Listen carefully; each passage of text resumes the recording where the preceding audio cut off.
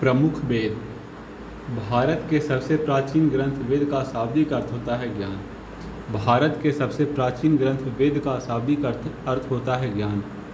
वेदों की संख्या 4 है। वेदों की संख्या 4 है। ऋग्वेद, यजुर्वेद, सामवेद, अथर्ववेद। ऋग्वेद यह सबसे प्राचीन वेद है जिसमें 10 मंडल और 1028 सूक्ति तथा 10,462 रचनाएं हैं। ऋग्वेद यह सबसे प्राचीन वेद है। इसमें 10 मंडल, 1028 सूक्ति तथा 10,462 रचनाएं हैं। ऋग्वेद की 5 शाखाएं हैं। ऋग्वेद की 5 शाखाएं हैं। देवता सोम का उल्लेख 90 मंडल में है। देवता सोम का उल्लेख 90 मंडल में है। ऋग्वेद में 21 नदियों का जिक्र मिलता है। देवता सोम का उल्लेख 90 मंडल में है। ऋग्वेद में 21 नदियों का जिक्र मिलता है। गायत्री मंत्र जिसकी रचना विश्वामित्र ने की थी, जिसका उल्लेख 3 मंडल में है। गायत्री मंत्र जिसका रचना विश्वामित्र ने की थी, जिसका उल्लेख 3 मंडल में है। गायत्री मंत्र का उल्लेख ऋग्वेद में है। यह सावित्री को समर्पित है। गायत्री मंत्र का उल्लेख ऋग्वेद में है जो कि 3 मंडल में है। यह सावित्री को समर्पित है। ऋग्वेद के 7वें मंडल में राजा सुदास तथा 10 राजाओं के बीच युद्ध का वर्णन है। इस युद्ध में राजा सुदास की जीत हुई तथा यह युद्ध परुष्णी नदी पर लड़ा गया था। परुष्णी नदी का वर्तमान में नाम है रावी नदी। ऋग्वेद के 7वें मंडल में राजा सुदास तथा 10 अन्य राजाओं के बीच युद्ध का वर्णन है। इस युद्ध में राजा सुदास की जीत हुई तथा यह युद्ध परुष्णी नदी पर लड़ा गया था। अगला है यजुर्वेद। यह वेद गद और पद दोनों में लिखा गया है। इस यजुर्वेद जो है यह वेद गद और पद दोनों में लिखा गया है। इसके 2 भाग हैं, कृष्ण यजुर्वेद और शुल्क यजुर्वेद। सामवेद, इस वेद में संगीत की जानकारी मिलती है, इसलिए इसे भारतीय संगीत का जनक कहते हैं। सामवेद में कुल 1549 रचनाएं हैं, जिसमें से मात्र 78 ही नई है, शेष ऋग्वेद से ली गई है। अथर्ववेद, यह वेद सबसे बाद में लिखा गया है। इसे आधुनिक वेद भी कहते हैं। इस वेद में जादू टोना, तंत्र मंत्र और चिकित्सा, विवाह तथा प्रेम का उल्लेख है। अथर्ववेद की 2 शाखाएं हैं, पिप्पलाद और शौनक्य। पिप्पलाद एवं शौनक्य। अथर्ववेद को ब्रह्म वेद भी कहा जाता है। अथर्ववेद को ब्रह्म वेद भी कहा जाता है। इसमें ये बताया गया है कि सभा तथा समितियां प्रजापति की 2 पुत्रियां हैं। अथर्ववेद में बताया गया है कि सभा तथा समितियां प्रजापति की 2 पुत्रियां हैं। वेदांग की कुल संख्या 6 है। वेदांग की कुल संख्या 6 है। शिक्षा, ज्योतिष, व्याकरण, कल्प, निरुक्त और छंद। पुराणों की कुल संख्या 18 है। पुराणों की रचयिता लोमहर्ष। पुराणों में सबसे प्राचीन पुराण मत्स्य पुराण है। पुराणों के रचयिता जो हैं लोमहर्ष हैं। पुराणों में सबसे प्राचीन पुराण मत्स्य पुराण है। वर्तमान उपलब्ध पुराण गुप्त काल के आसपास के हैं। वर्तमान में जो उपलब्ध पुराण है वह गुप्त काल के आसपास का है। विष्णु पुराण का संबंध मौर्य वंश से है। विष्णु पुराण का जो संबंध है वह मौर्य वंश से है। मत्स्य पुराण का संबंध जो है सातवाहन वंश से है। वायु पुराण का संबंध जो है गुप्त वंश से है। विष्णु पुराण का संबंध मौर्य वंश से है। मत्स्य पुराण का संबंध सातवाहन वंश से है और वायु पुराण का संबंध गुप्त वंश से है। अर्थशास्त्र के लेखक चाणक्य हैं। अर्थशास्त्र के लेखक चाणक्य हैं, जिसके 2 अन्य नाम विष्णुगुप्त और कौटिल्य है। अर्थशास्त्र के लेखक जो हैं चाणक्य हैं, इनके 2 अन्य नाम हैं विष्णुगुप्त तथा कौटिल्य। अर्थशास्त्र एक राजनीतिक शास्त्र है। अर्थशास्त्र एक राजनीतिक शास्त्र है जिसमें मौर्यकालीन इतिहास की जानकारी है। राजतरंगिणी पुस्तक के लेखक कल्हण हैं। राजतरंगिणी पुस्तक के लेखक कल्हण हैं। इस पुस्तक में कश्मीर के राजाओं का इतिहास है। राजतरंगिणी के लेखक कौन है? कल्हण हैं। और इस पुस्तक में कश्मीर के राजाओं का इतिहास है। अष्टाध्यायी पुस्तक के लेखक पाणिनि हैं। अष्टाध्यायी पुस्तक के लेखक पाणिनि हैं। यह संस्कृत व्याकरण की पुस्तक है। अष्टाध्यायी पुस्तक के लेखक पाणिनि है। यह संस्कृत व्याकरण की पुस्तक है। सबसे प्राचीन स्मृति जो है मनुस्मृति है, इसके लेखक मनु हैं। सबसे प्राचीन स्मृति जो है मनुस्मृति है, इसके लेखक मनु हैं। जैन साहित्य को आगम कहा जाता है। जैन साहित्य को जो आगम कहा जाता है। जैन धर्म का प्रारंभिक इतिहास कल्पसूत्र नामक पुस्तक में है। यह भद्रबाहु ने लिखी है। जैन धर्म का प्रारंभिक इतिहास कल्पसूत्र नामक पुस्तक में है। यह भद्रबाहु ने लिखा है। जातक कथाएं बौद्ध धर्म से संबंधित है, जिसमें महात्मा बुद्ध के पुनर्जन्म की कहानियां हैं। जैन धर्म का प्रारंभिक इतिहास कल्पसूत्र नामक पुस्तक में है। यह भद्रबाहु के द्वारा लिखा गया है। जातक कथाएं बौद्ध धर्म से संबंधित है, जिसमें महात्मा बुद्ध के पुनर्जन्म की कहानियां हैं। भारत का सबसे प्राचीन नगर मोहनजोदड़ो तथा जिसे मृतकों का टीला कहा जाता है। भारत का सबसे प्राचीन नगर जो है मोहनजोदड़ो है, जो कि वर्तमान पाकिस्तान में है, और यह सिंधु नदी के किनारे है, जिसे मृतकों का टीला कहा जाता है। भारत का सबसे प्राचीन नगर मोहनजोदड़ो था, जिसे मृतकों का टीला कहा जाता था। असम में पाए जाने वाला गिब्बन भारत का एकमात्र कपि है। असम में पाए जाने वाला गिब्बन भारत का एकमात्र कपि है। अब आइए सिंधु घाटी सभ्यता पढ़ते हैं। सिंधु घाटी सभ्यता का काल जो है 2500 ईसा पूर्व से लेकर 1750 ईसा पूर्व तक है। सिंधु घाटी सभ्यता का जो काल है 2500 ईसा पूर्व से लेकर 1750 ईसा पूर्व तक है। हड़प्पा टीले का सर्वप्रथम उल्लेख 1826 ईस्वी में चार्ल्स मैसन द्वारा किया गया। हड़प्पा टीले का सर्वप्रथम उल्लेख 1826 ईस्वी में चार्ल्स मैसन के द्वारा किया गया। हड़प्पा संस्कृति को कांस्य युगीन सभ्यता भी कहते हैं। इन लोगों को तांबे में टीन मिलाकर कांस्य बनाने की विधि आती थी। हड़प्पा टीले का सर्वप्रथम उल्लेख 1826 ईस्वी में चार्ल्स मैसन द्वारा किया गया था। हड़प्पा संस्कृति को कांस्य युगीन सभ्यता भी कहते हैं। इन लोगों को तांबा में टीन मिलाकर कांस्य बनाने की विधि आती थी। तो कांस्य किसका मिश्रण है? तो तांबा और टीन का। यह भी आप लोग ध्यान रखिएगा। सिंधु सभ्यता की खोज। सिंधु सभ्यता की खोज राय बहादुर दयाराम साहनी ने किया था। सिंधु सभ्यता की खोज राय बहादुर दयाराम साहनी ने किया था। और पूछे कि कांसा जो है किसका मिश्रण है? तो तांबा और टीन का। इस सभ्यता में के मुख्य निवासी द्रविड़ तथा भूमध्य सागरीय थे। यह एक नगरीय सभ्यता थी। इस सभ्यता के मुख्य निवासी जो थे द्रविड़ तथा भूमध्य सागरीय थे। यह एक नगरीय सभ्यता थी। सिंधु सभ्यता के बंदरगाह लोथल को माना जाता है। सिंधु सभ्यता का जो बंदरगाह है वह लोथल को माना जाता है। यह लोथल जो है गुजरात राज्य में भोगवा नदी के तट पर स्थित है। सिंधु सभ्यता की लिपि भाव चित्रात्मक थी। यह लिपि दाएं से बाएं लिखी जाती थी। सिंधु सभ्यता की लिपि जो है भावात्मक या चित्रात्मक थी। यह लिपि दाएं से बाएं लिखी जाती थी। सिंधु सभ्यता में नगर तथा घरों के बनने लेके ग्रिड पद्धति अपनाई गई थी। सिंधु सभ्यता में नगर तथा घरों को बनाने के लिए ग्रिड पद्धति अपनाई गई थी। सिंधु समाज मातृसत्तात्मक था। सिंधु समाज जो था मातृसत्तात्मक था। मोहनजोदड़ो से नर्तकी की एक कांस्य की मूर्ति मिली है। मोहनजोदड़ो से नर्तकी की एक कांस्य की मूर्ति मिली है। मोहनजोदड़ो जो है वर्तमान पाकिस्तान में है। यह सिंधु नदी के तट पर है। ये लोग मीठा के लिए शहद का उपयोग करते थे। ये लोग मिठास के लिए शहद का प्रयोग करते थे। संध्यावासी दशमलव प्रणाली पर आधारित बाटों का प्रयोग करते थे। ये लोग मिठास के लिए शहद का प्रयोग करते थे और संध्यावासी दशमलव प्रणाली पर आधारित बाटों का प्रयोग करते थे। लोथल में मिट्टी से निर्मित घोड़े की प्रतिमा प्राप्त हुई है। यहाँ गाय के साक्ष्य नहीं मिले हैं।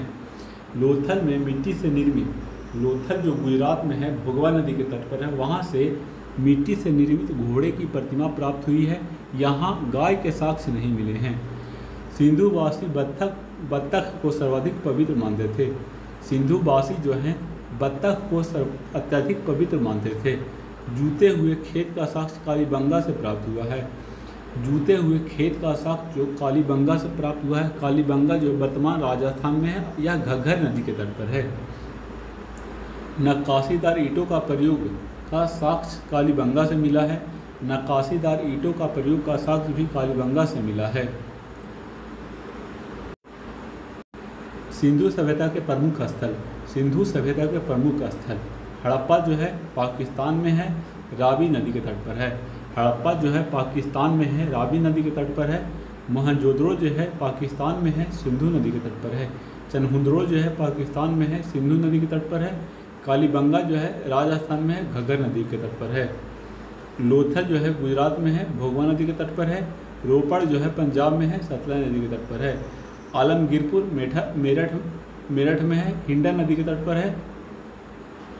रंगपुर गुजरात में है, मादर नदी के तट पर है। धौलावीरा जो है गुजरात में है और किस नदी के तट पर है यह पता नहीं है। बनमाली हरियाणा में है, रंगोई नदी के तट पर है। सुतकांगडोर पाकिस्तान में है, दास्क नदी पर है। सुतकांगडोर जो है पाकिस्तान में है, दास्क नदी पर है। बनवाली हरियाणा में है, रंगोई नदी पर है। धौलावीरा गुजरात में है, रंगपुर गुजरात में है, मादर नदी पर है। आलमगीरपुर मेरठ में हिंडन नदी के तट पर है। रोपड़ पंजाब में है, सतलज नदी के तट पर है। लोथल गुजरात में है, भोगवा नदी के तट पर है। कालीबंगा राजस्थान में घग्घर नदी के तट पर है। चनहुंदड़ो पाकिस्तान में है, सिंधु नदी के तट पर है। मोहनजोदड़ो पाकिस्तान में है, सिंधु नदी के तट पर है। हड़प्पा पाकिस्तान में है, रावी नदी के तट पर है। मोहनजोदड़ो से प्राप्त सबसे बड़ी इमारत अन्नागार है। मोहनजोदड़ो से प्राप्त सबसे बड़ी इमारत जो है अन्नागार है। इसकी मुख्य फसल गेहूं और जौ थी और यह सूती एवं ऊन वस्त्रों का प्रयोग करते थे। इनकी मुख्य फसल जो है गेहूं और जौ थी और यह सूती एवं ऊनी वस्त्रों का प्रयोग करते थे। अग्निकुंड लोथल तथा कालीबंगा से प्राप्त हुए हैं। कालीबंगा का अर्थ है काली चूड़ी। अग्निकुंड लोथल तथा कालीबंगा, अग्निकुंड जो है लोथल और कालीबंगा दोनों जगह से प्राप्त हुआ है। कालीबंगा का अर्थ होता है काली चूड़ियाँ। मनके बनाने के कारखाने लोथल तथा चनहुंदड़ो से प्राप्त हुए हैं। मनके बनाने के कारखाने जो है लोथल तथा चनहुंदड़ो से प्राप्त हुआ है। चावल के साक्ष्य लोथल से प्राप्त हुए हैं। चावल के साक्ष्य लोथल से प्राप्त हुए हैं। हड़प्पा की मोहरों पर एक सींग वाले पशु का चित्र मिलता है। यह मोहरें स्टेलाइट धातु की बनी हुई थी। हड़प्पा की मोहरों पर एक सींग वाले पशु का चित्र मिलता है। ये मोहरें स्टेलाइट धातु की बनी हुई थी। सिंधु सभ्यता के लोग मातृदेवी की पूजा करते थे और पशुओं में कुबड़ वाले साढ़ की पूजा करते थे। सिंधु सभ्यता के लोग मातृदेवी की पूजा करते थे और पशुओं में कुबड़ वाले साढ़ की पूजा किया करते थे। ये लोग सूती तथा ऊनी वस्त्रों का प्रयोग करते थे तथा मनोरंजन के लिए लोग मछली पकड़ना, शिकार करना, पशु पक्षी को आपस में लड़ाना तथा पासा खेलने का प्रयोग करते थे। ये लोग सूती तथा ऊनी वस्त्रों का प्रयोग करते थे तथा मनोरंजन के लिए लोग मछली पकड़ना, शिकार करना, पशु पक्षी को आपस में लड़ाना तथा पासा खेलना का प्रयोग करते थे। इनको तलवार का ज्ञान नहीं था और आग में पकी हुई मिट्टी को टेराकोटा कहा जाता था। इनको तलवार का ज्ञान नहीं था और आग में पकी हुई मिट्टी को टेराकोटा कहा जाता था। सिंधु समाज में पर्दा प्रथा तथा वेश्या प्रथा प्रचलित था। सिंधु समाज में पर्दा प्रथा तथा वेश्या प्रथा प्रचलित था। सिंधु सभ्यता के लोग लाल मिट्टी से बर्तन बनाते थे तथा उस पर काले रंग का डिजाइन बनाते थे। सिंधु सभ्यता के लोग लाल मिट्टी से बर्तन बनाते थे तथा उस पर काले रंग का डिजाइन बनाते थे। सिंधु घाटी सभ्यता के विनाश का कारण बाढ़ को माना जाता है। सिंधु सभ्यता का विनाश का जो कारण माना जाता है वह बाढ़ को माना जाता है। वैदिक सभ्यता वैदिक काल को दो भागों में विभाजित किया जाता है। ऋग वैदिक काल जो 1500 से 1000 ईसा पूर्व तक था। दूसरा है उत्तर वैदिक काल जो 1000 से 600 ईसा पूर्व तक था। मैक्स मूलर ने बताया कि आर्य भारत में मध्य एशिया यानी ईरान से आए थे और भारत में सर्वप्रथम पंजाब तथा अफगानिस्तान में बसे थे। मैक्स मूलर ने बताया आर्य भारत में मध्य एशिया यानी ईरान से आए थे और भारत में सर्वप्रथम पंजाब तथा अफगानिस्तान में बसे थे। आर्यों द्वारा निर्मित सभ्यता वैदिक सभ्यता थी। आर्य शब्द का अर्थ श्रेष्ठ होता है। आर्यों द्वारा निर्मित सभ्यता वैदिक सभ्यता थी। आर्य शब्द का अर्थ श्रेष्ठ होता है।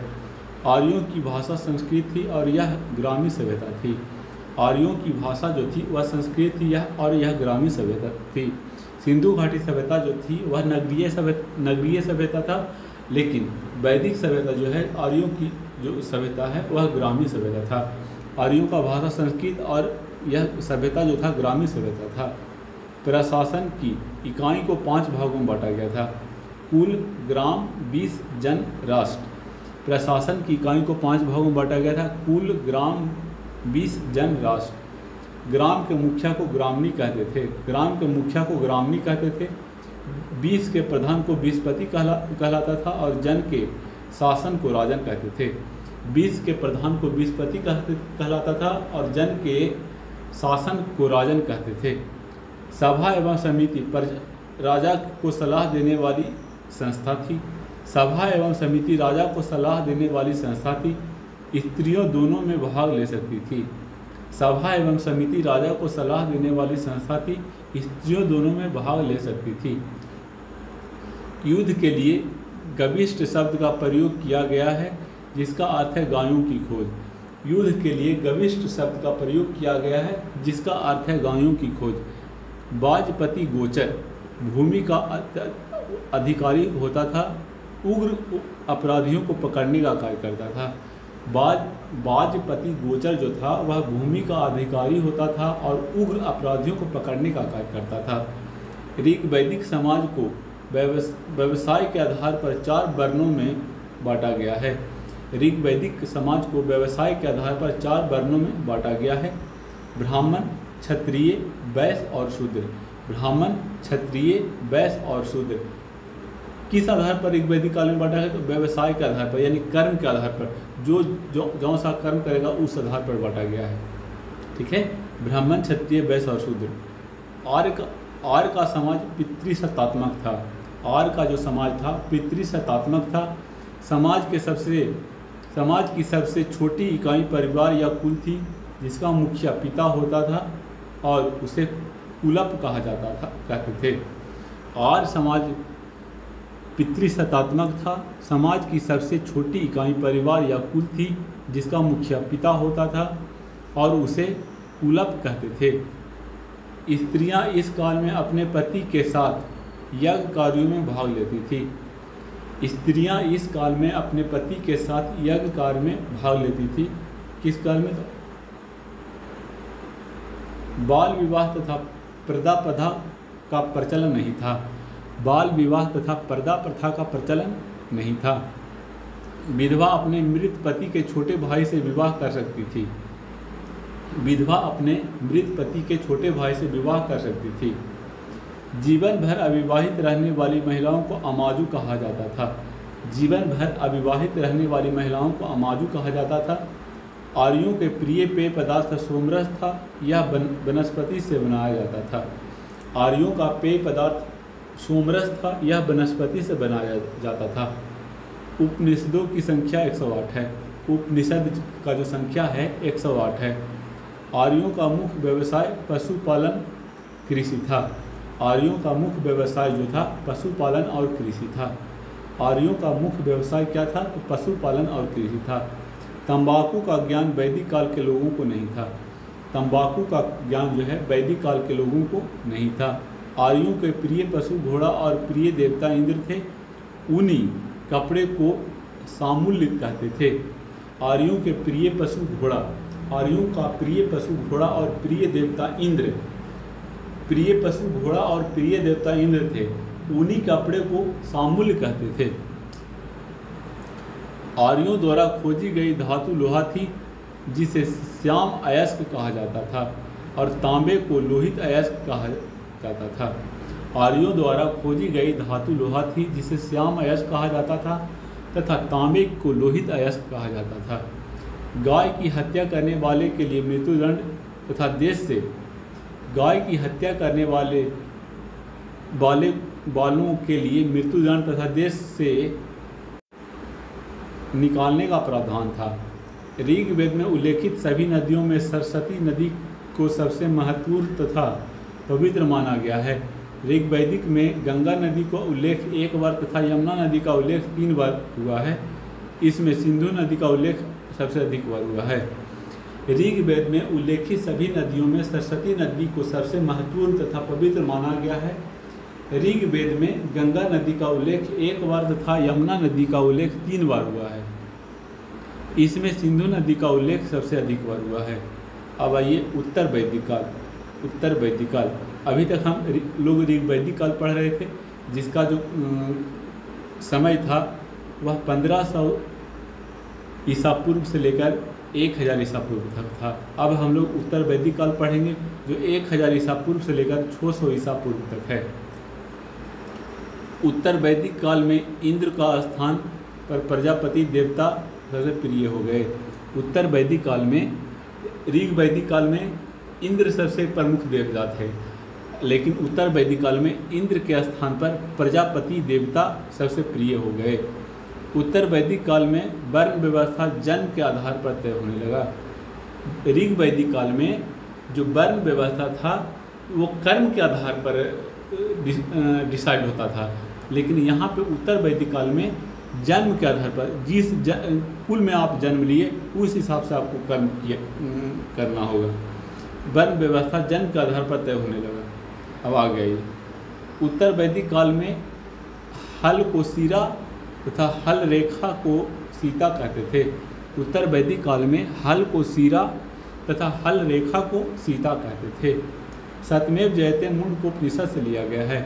सत्यमेव जयते जो है मुंडकोपनिषद से लिया गया है। उत्तर वैदिक काल में कौशाम्बी नगर में प्रथम बार पक्की ईंटों का प्रयोग किया गया। उत्तर वैदिक काल में कौशाम्बी नगर में प्रथम बार पक्की ईंटों का प्रयोग किया गया था। उत्तर वैदिक काल में कौशाम्बी नगर में प्रथम बार पक्की ईंटों का प्रयोग किया गया था। महाकाव्य 2 हैं, महाभारत और रामायण। महाकाव्य 2 हैं, महाभारत और रामायण। महाभारत का पुराना नाम जय संहिता है। महाभारत विश्व का सबसे बड़ा महाकाव्य है। महाभारत का पुराना नाम जय संहिता है। महाभारत का पुराना नाम जय संहिता है। महाभारत विश्व का सबसे बड़ा महाकाव्य है। गोत्र नामक संस्था का जन्म भी उत्तर वैदिक काल में हुआ। क्वेश्चन पूछा जाता है कि गोत्र नामक संस्था का जन्म किस काल में हुआ? ऋग्वैदिक काल, उत्तर वैदिक काल, ऐसे ऑप्शन रहेगा। तो उत्तर वैदिक काल में हुआ था। अब आइए देखते हैं प्रमुख दर्शन एवं उसके प्रवर्तक। प्रमुख दर्शन और उसके प्रवर्तक। दर्शन एक तरफ दिया हुआ है, एक तरफ प्रवर्तक दिए हुए हैं। योग दर्शन के हैं पतंजलि, योग दर्शन के पतंजलि। न्याय दर्शन के हैं गौतम ऋषि, न्याय दर्शन के हैं गौतम ऋषि। चार्वाक दर्शन के हैं चार्वाक, चार्वाक दर्शन के हैं चार्वाक। सांख्य दर्शन के हैं कपिल मुनि, यह सबसे प्राचीन है। सांख्य दर्शन जो है सबसे प्राचीन है, जिसके जो प्रवर्तक हैं कपिल मुनि हैं। पूर्व मीमांसा के प्रवर्तक हैं जैमिनी, पूर्व मीमांसा के प्रवर्तक हैं जैमिनी। उत्तर मीमांसा के प्रवर्तक हैं बद्रायन और वैशेषिक दर्शन के प्रवर्तक हैं कानाद एवं उलूक। जैन धर्म। जैन धर्म, जैन धर्म के संस्थापक तथा प्रथम तीर्थकर ऋषभदेव थे। जैन धर्म के संस्थापक तथा प्रथम तीर्थकर ऋषभदेव थे।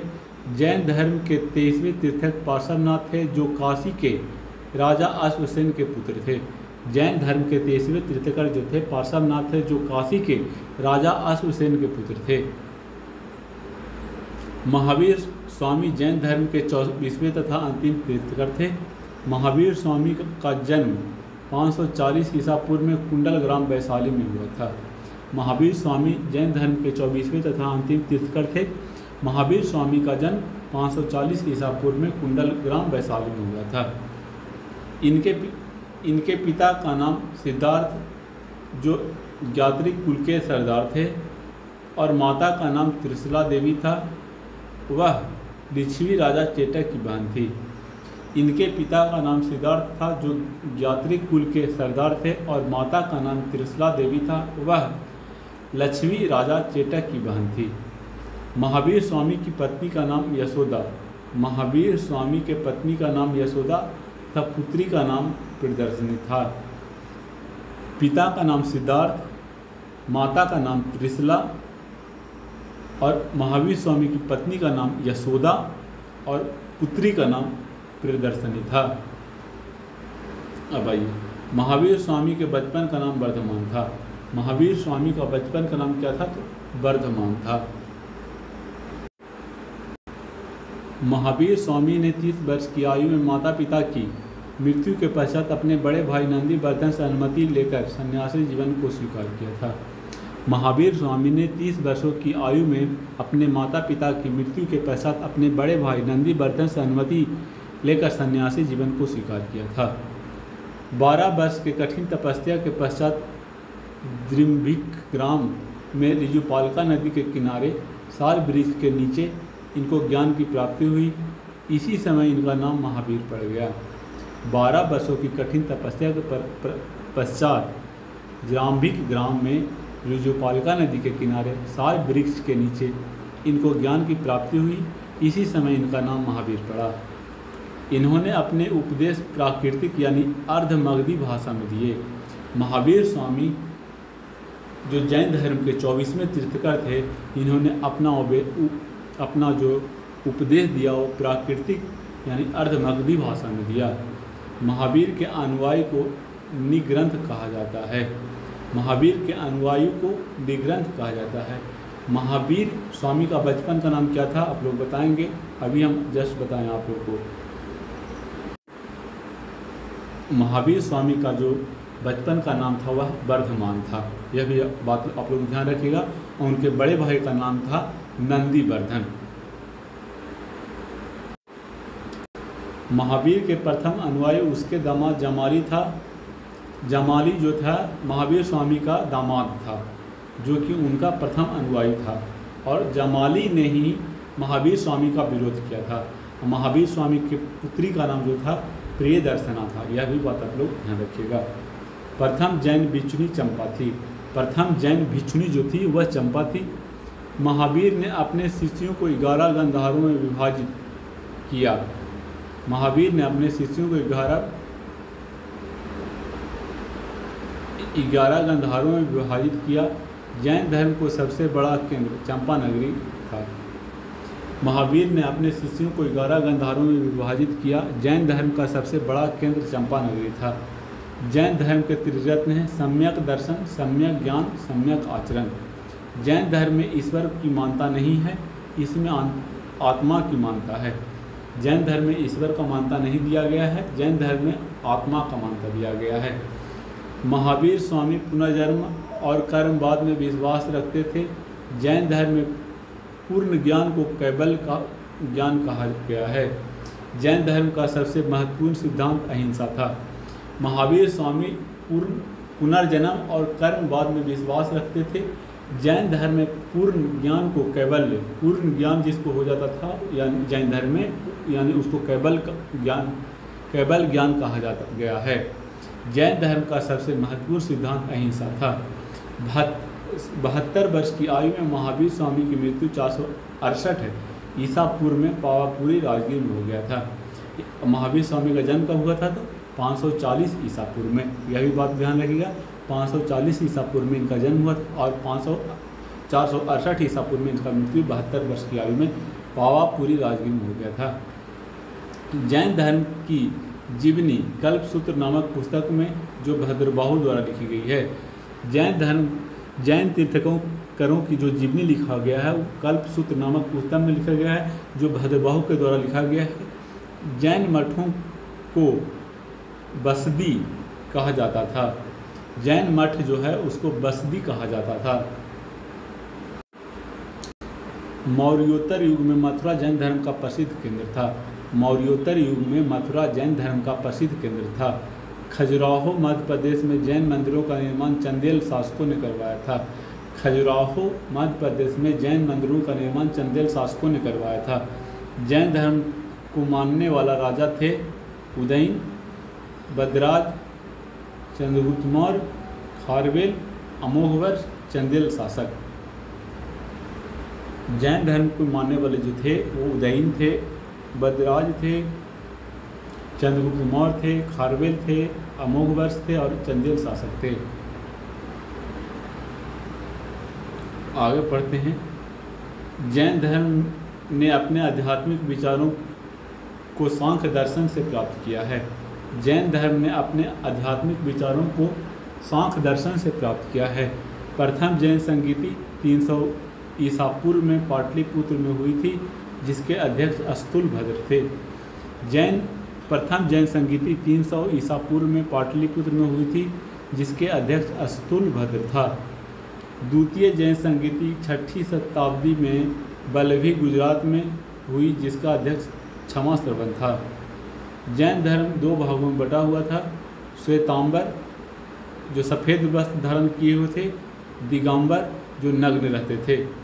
श्वेतांबर अस्तुलभद्र के शिष्य थे, श्वेतांबर अस्तुलभद्र के शिष्य थे और दिगंबर भद्रबाहु के शिष्य थे।